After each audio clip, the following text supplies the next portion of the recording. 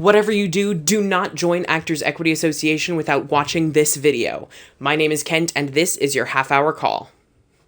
Attention cast and crew, this is your half-hour call. Half hour to the top of the show. Half hour.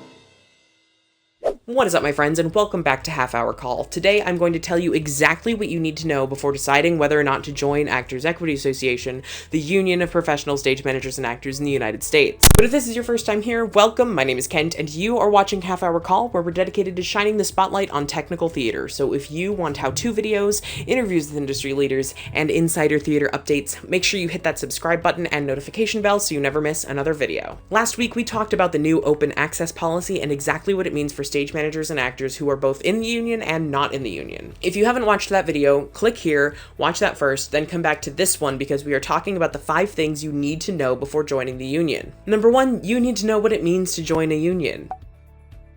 An equity card does not guarantee you work. It is not your ticket to Broadway. It's not even your ticket to health insurance. Joining a union is a commitment to stand by your fellow workers and a collective effort to improve working conditions, wages, and generally make the industry more equitable. And that is a huge deal. Check out this video from last Labor Day on why unions are so important. Number 2, you need to know about equity's dues structure.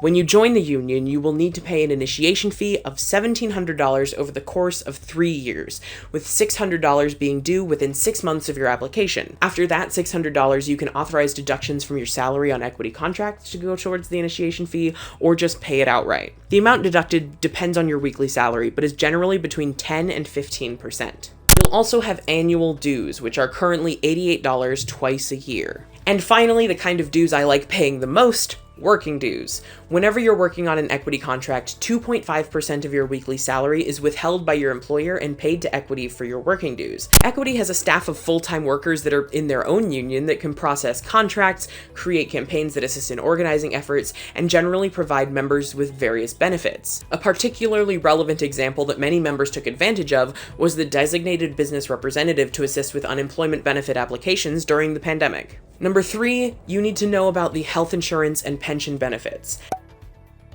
Say it with me.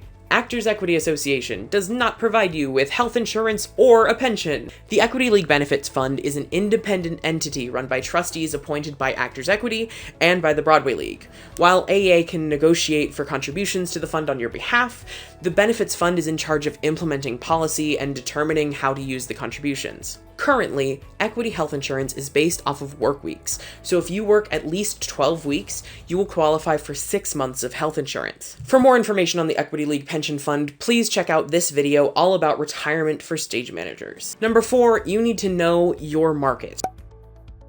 Where are you currently living? Where are you primarily working? Does your area currently have a lot of non-union theaters, or is it an area with a lot of union work available? Do you live in an audition city where theaters from all around the country come to hold auditions and interviews? Your current situation will significantly dictate whether or not it's the right time to join the union. Number 5, you have to know yourself and your goals.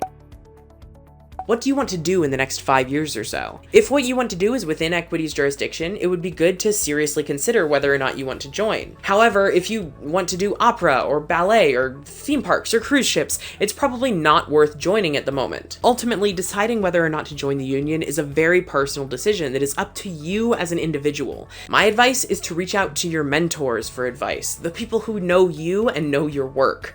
When I was deciding whether or not to join, I had a phone call that was nearly an hour long with my stage management professor and mentor, Claudia Lynch. Through talking it out, I realized that what I want to do is theme parks, cruise ships, regional theaters, and work as a production assistant on Broadway, all of which would only be helped by joining the union.